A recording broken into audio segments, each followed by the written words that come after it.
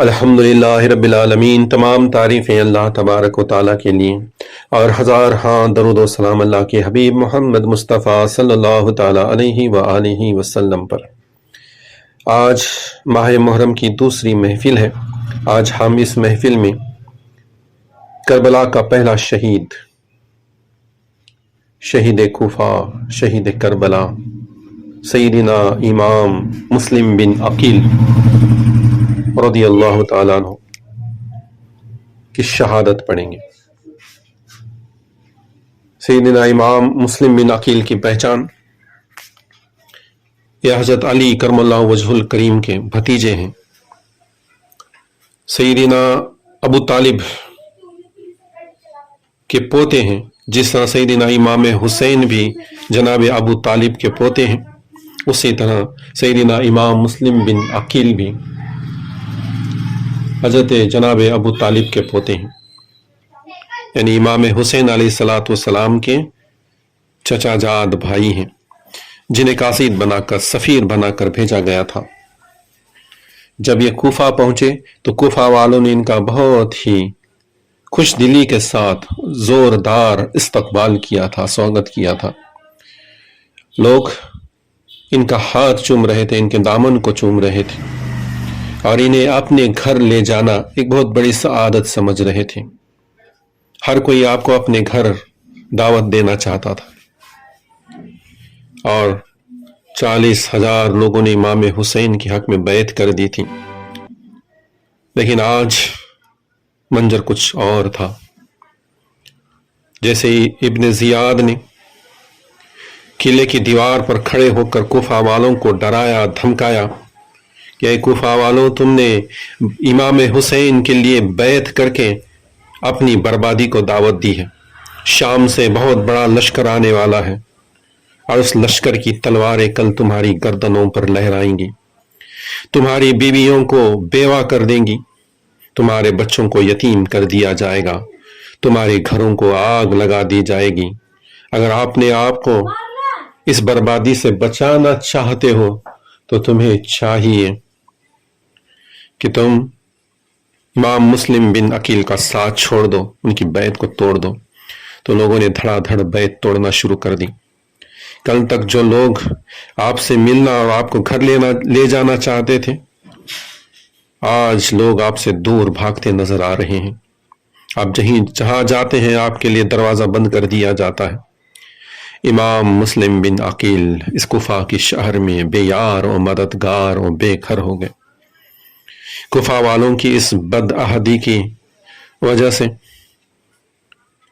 امام مسلم بن عقیل نے اپنے دونوں بچوں کو حفاظت کی نیت سے قاضی شرح کے گھر چھوڑا، اور خود ہنی بن عروہ کے گھر آپ نے پناہ لی۔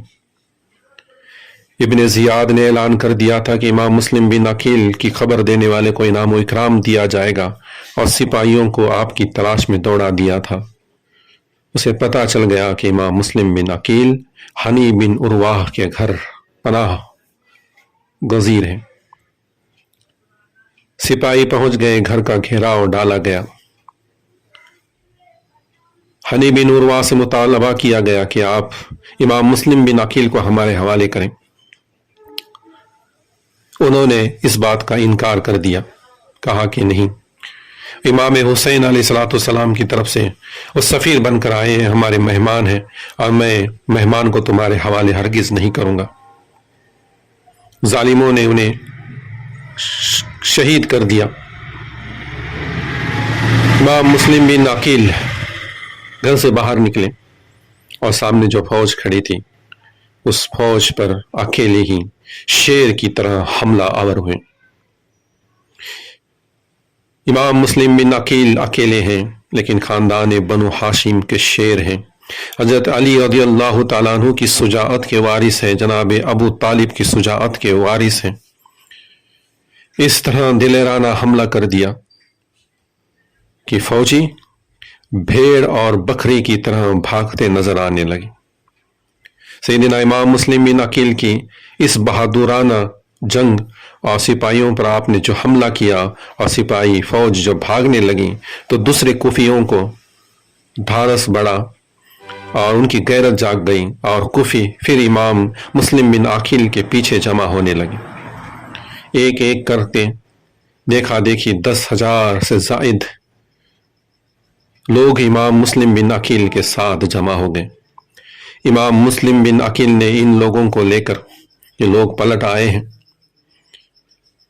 پھر کوفہ کے قلعے کا محاصرہ کیا، گھیراؤ کیا. اس وقت ابن زیاد نے پھر مکاری کی چال چلی. اس نے کوفہ کے 40 معزز لوگوں کو اپنے یہاں قیدی بنا رکھا تھا. ان تمام معزز سرداروں کو قلعے کی دیواروں پر کھڑا کر دیا، ان کے ہاتھ پاؤں باندھ کر، اور انہیں دھمکی دی کہ تم اپنے اپنے قبیلے والوں سے کہو کہ وہ امام مسلم بن عقیل کا ساتھ چھوڑ کر چلے جائیں، ورنہ اس کی فوج قلعے میں گھسنے سے پہلے تمہارے سر قلم کر دیے جائیں گے. یہ 40 لوگ ڈر گئے. اپنی جان کے ڈر سے انہوں نے اپنے قبیلے والوں، اپنے رشتہ داروں سے رونا اور گڑ گڑانا شروع کر دیا.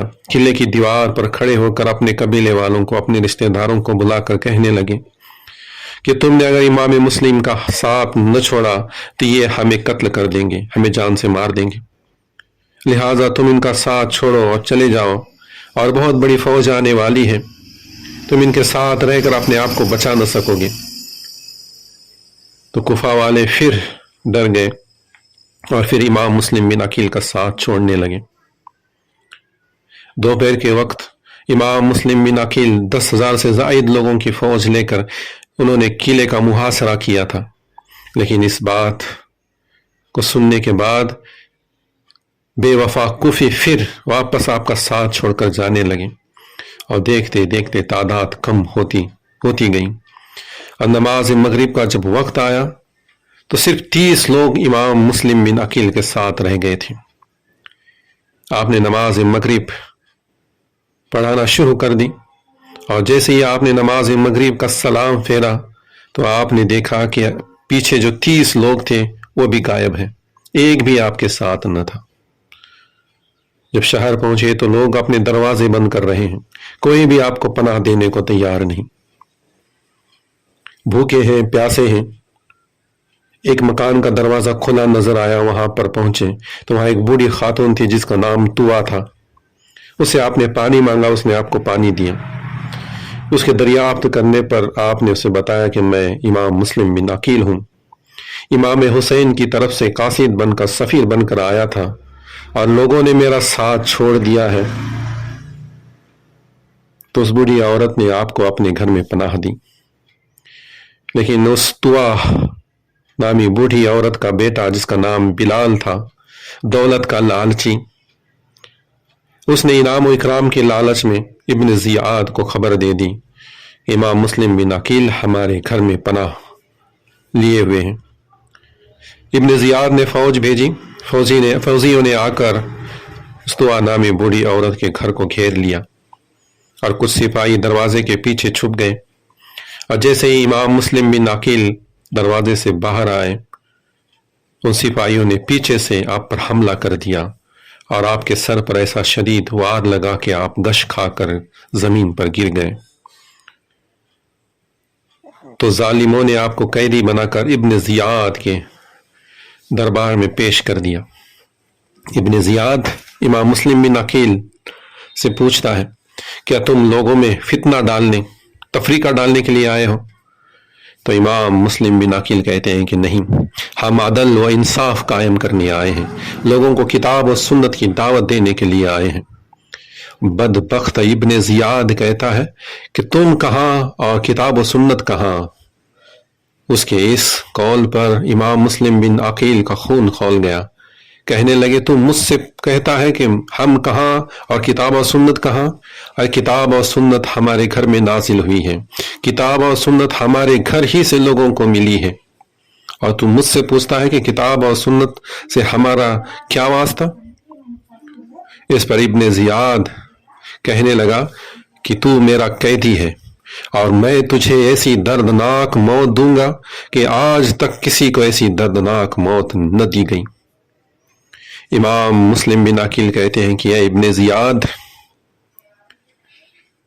ظلم بربریت اور دہشت میں تیرا کوئی ثانی نہیں۔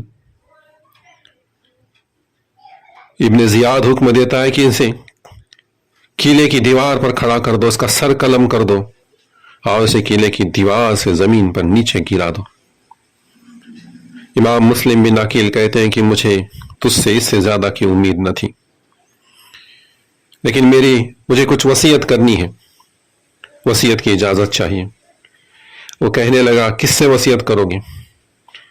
تو امام مسلم بن عقیل اس دربار میں دیکھنے لگے کہ کون ہے میری پہچان والا، کہ کسے میں وصیت کروں جو میری بات کو مانے۔ تو کوئی نظر نہیں آ رہا تھا سوائے ابن سعد کے۔ تو ابن سعد سے کہنے لگے کہ ابن سعد تم میرے پاس آؤ، میں تمہیں وصیت کرتا ہوں۔ تو ابن سعد ابن زیاد سے ڈرا ہوا اور اسے خوش کرنے کی فراق میں کہتا ہے کہ اے امام مسلم بن عقیل، میں تمہاری وصیت کو قبول نہیں کروں گا، تمہاری کسی بات کو نہیں مانوں گا، مجھ سے کیوں وصیت کرتے ہو، مجھ سے کیا واسطہ؟ ابن زیاد کہتا ہے کہ اے ابن سعد، جا کر سن تو لو کہ کیا کہتا ہے، عمل کرنا نہ کرنا بعد میں دیکھیں گے، پہلے سن تو لو۔ تو ابن سعد سے امام مسلم بن عقیل نے کہا کہ میری 3 وصیتیں ہیں۔ پہلی وصیت یہ ہے کہ میں جب سفر پر آیا تھا تو 600 درہم کا قرض لے کر آیا تھا، مجھے اس کا قرض ادا کرنا ہے۔ یہ میری جراح اور تلوار کو بیچ کر اس فلاں شخص کا 600 درہم کا قرض ادا کر دینا۔